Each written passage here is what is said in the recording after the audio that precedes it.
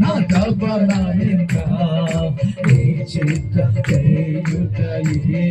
అలాంటి ప్రజలు చెప్తున్నారు, అయ్యా వారికి యేసు అనే ఒక రాజు ఉన్నాడు, వారే భూలోకాన్ని తలకిందులు చేస్తున్నవారు. యజమానుడా యజమానుడా నా యేసు రాజుడా.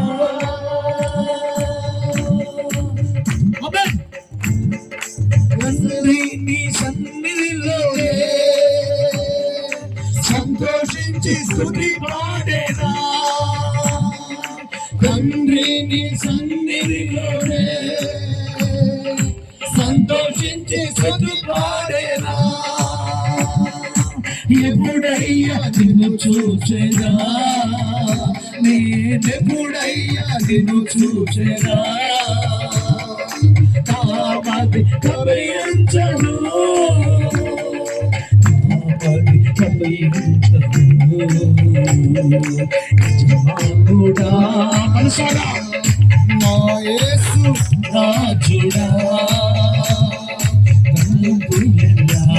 నా తపనయంగా నీ చిత్త చేయుటయే.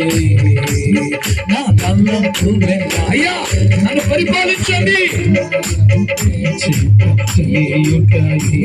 నా తలంపు నా తపనయంగా నీ చిత్త చేయుటయే.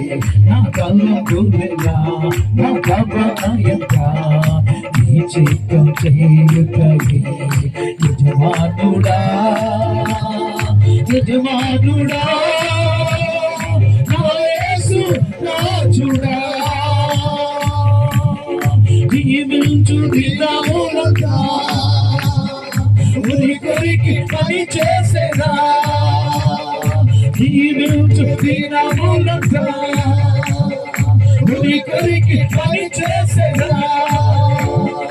పిలిచావు నీ సేవకై, పిలిచావు నీ సేవకై.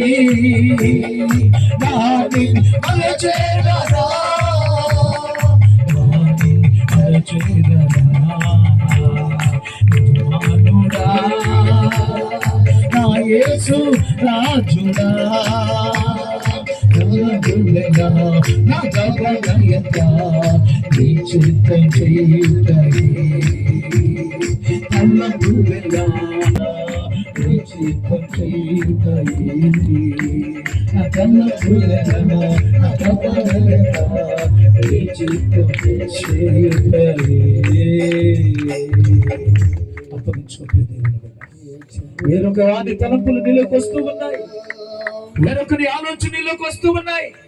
వాడే శరీర సంబంధమైన కార్యాలు నీలో విత్తి నిన్ను లోకం వైపు నడిపిస్తూ ఉన్నవాడు, నేత్రాశ నీలో విత్తి పాపం వైపు నడిపిస్తూ ఉన్నవాడు, ఏదో అధికార దాహముతో నిన్ను నింపి అటువైపు ఇటువైపు నడిపిస్తున్నవాడు.